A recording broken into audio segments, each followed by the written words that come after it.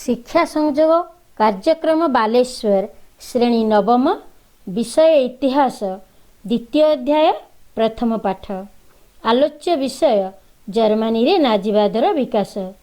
पिलामाने गत क्लास रे मैं पढ़ी थी इटाली रे फासीवादर विकास।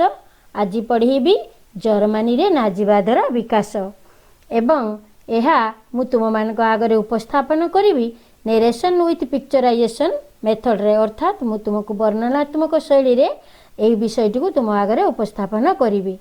देखिले पिला माने जर्मनी रे नाजीवादर विकास ए जर्मनी रो मानचित्र को भल कि देख। अच्छा कहल ए जो जर्मनी रे नाजीवादर विकास हबार कारण कौन? ठीक इटाली परी ए जर्मनी रे मध्य राजनैतिक अस्थिरता देखा देइथिला, अर्थनैतिक संकट देखा देइथिला। राजनैतिक अस्थिरता कौन ना प्रथम विश्वयुद्ध रे जर्मनी रे पराजय, वर्साई संधिर कठोरता पाई देश रे गण विप्लव, काइजर द्वितीय विलियम को नेदरलैंड पलायन, राजतंत्र शासन पतन, ओएमआर साधारणतंत्र शासन प्रतिष्ठा होइथिला। अर्थनैतिक संकट कौन? दारिद्र्य, बेकारी, धर्मघट, हिंसा, पुंजीपति व्यवसायी और शिल्पपति मान हाथ में शासन क्षमता रहिला। तो एबे आमे जानिबा ओएमआर साधारणतंत्र कौन। प्रथम विश्वयुद्ध रे जर्मनी रो पराजय और वर्साई संधिर कठोर अपमानजनक शर्तावली द्वारा जर्मन जाति मर्माहत होइथिले। देश रे गण विप्लव देखा देइथिला। एहार मुकाबिला करि न पारी काइजर द्वितीय विलियम देश छाड़ी नेदरलैंड चलीगले। जर्मनी रे राजतंत्र पतन घटी साधारणतंत्र शासन प्रतिष्ठित हैला। एहाकू ओएमआर साधारणतंत्र कुहागला। अच्छा मु जो कहिथिली राजनैतिक अस्थिरता और अर्थनैतिक संकट से थिला दारिद्र्य, बेकारी, धर्मघट, हिंसाकांड।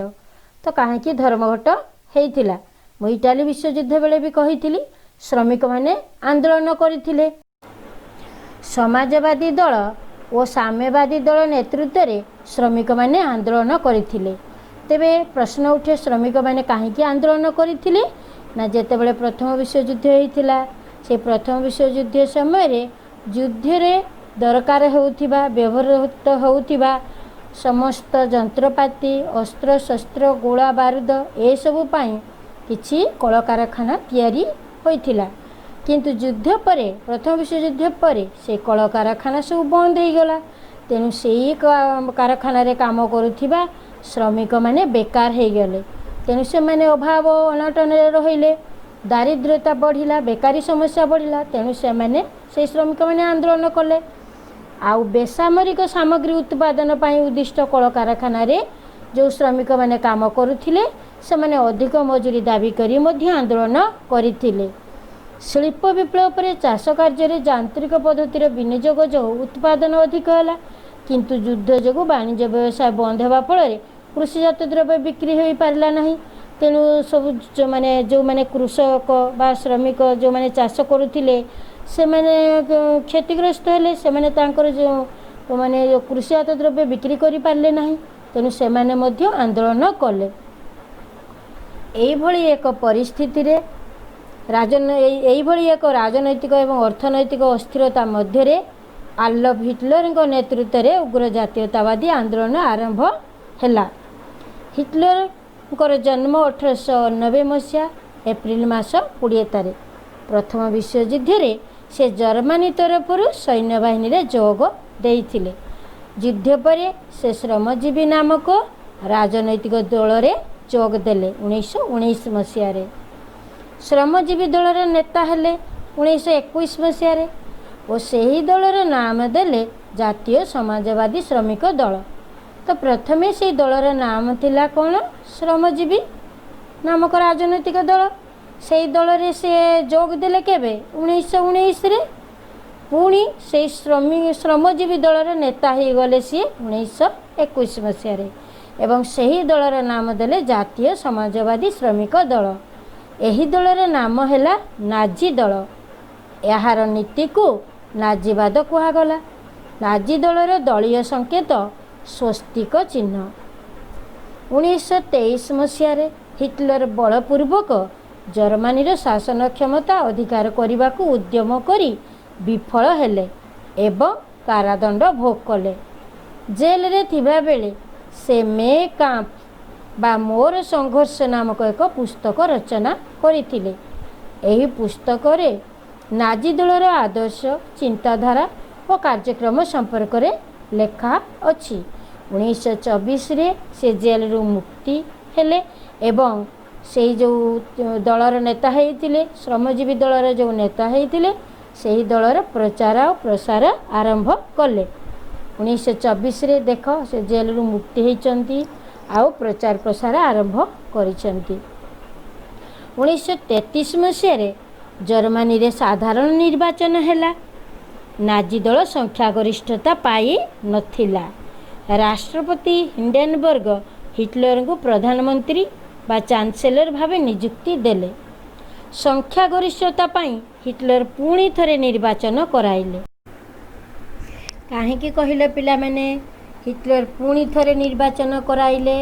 ହିଟଲର ଚାହୁଁନଥିଲେ ଯେ ହିଣ୍ଡେନବର୍ଗଙ୍କ ଦୟାରେ ବା ତାଙ୍କ ଦୟା ଯୋଗୁଁ ସେ ଜର୍ମାନୀର ଚାନ୍ସେଲର ଭାବେ ନିଯୁକ୍ତି ପାଆନ୍ତୁ।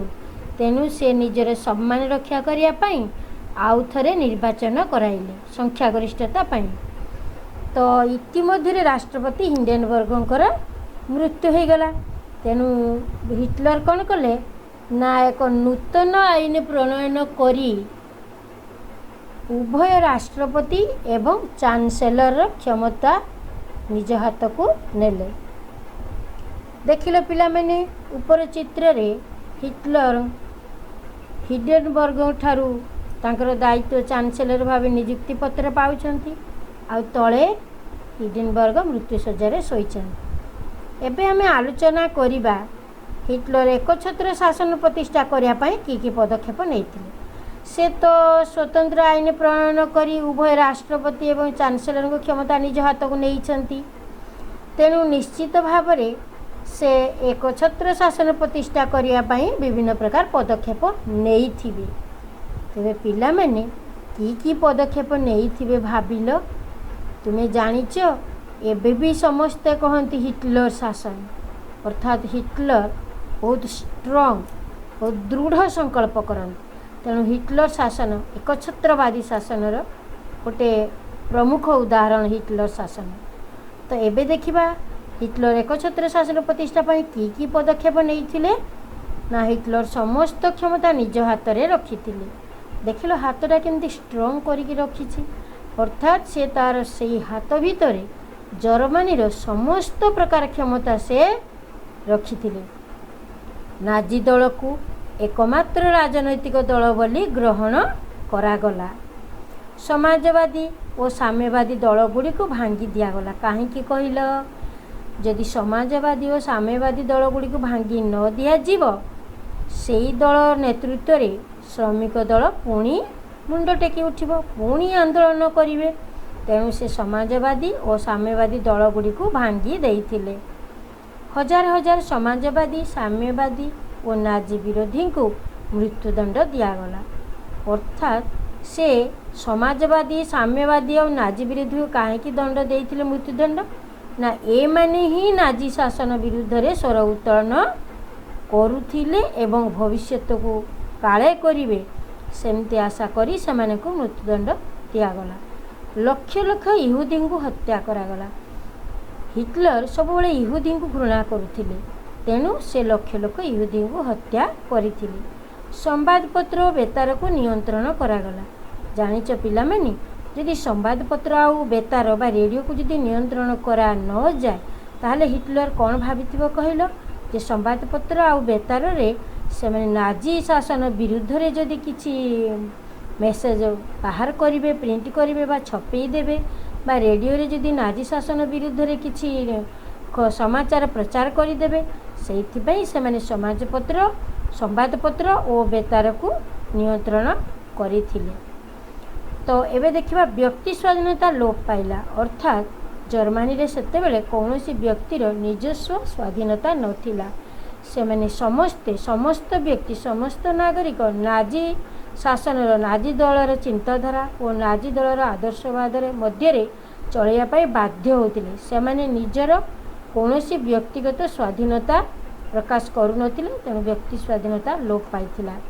ଏବେ ପିଲାମାନେ ମୁଁ ତୁମମାନଙ୍କ ପାଇଁ ରଖିଛି ୱାର୍କସିଟ୍ 1, ୱାର୍କସିଟ୍ 2, ୱାର୍କସିଟ୍ 3। ୱାର୍କସିଟ୍ 1ରେ ସେମିତି 60 ଗୋଟି ଶବ୍ଦ ମଧ୍ୟରେ ମୁଁ 3ଟି ପ୍ରଶ୍ନ ରଖିଛି। ୱାର୍କସିଟ୍ 2ରେ ପ୍ରତ୍ୟେକ ପ୍ରଶ୍ନର ଉତ୍ତର 20 ଗୋଟି ଶବ୍ଦ ମଧ୍ୟରେ ଲେଖିବ 3ଟି ପ୍ରଶ୍ନ ରହିଛି। ୱାର୍କସିଟ୍ 3ରେ ଶୂନ୍ୟ ସ୍ଥାନ ପୂରଣ କରିବା ପାଇଁ ଦିଆଯାଇଛି। ପିଲାମାନେ ଜାଣିଛ, ତୁମକୁ ଯେଉଁ ଆମେ ୱାର୍କସିଟ୍ ଦେଉଛୁ ତୁମେ ସମସ୍ତେ ତାକୁ ଖାତାରେ ଲେଖିବ, ପ୍ରଶ୍ନ ସହ ଉତ୍ତର ଲେଖିବ ଏବଂ ସ୍କୁଲ ଯେତେବେଳେ ଖୋଲିବ ନା ସେତେବେଳେ ତୁମେ ତୁମର ସେଇ ଖାତାକୁ ତୁମ ଇତିହାସ ଶିକ୍ଷକଙ୍କୁ ଦେଖେଇବ। ତାପରେ ସେଇ ଟିଚର ମାନେ ତୁମର ଖାତା ଯଦି ଅପଡ଼େଟ୍ ଥିବ ଦେଖିବେ ନା, ଖୁସିରେ ପୁରା ତୁମକୁ ଚକୋଲେଟ୍ ଆଣିକି ଦେବେ, ତୁମକୁ ବହୁତ ଭଲ ପାଇବେ।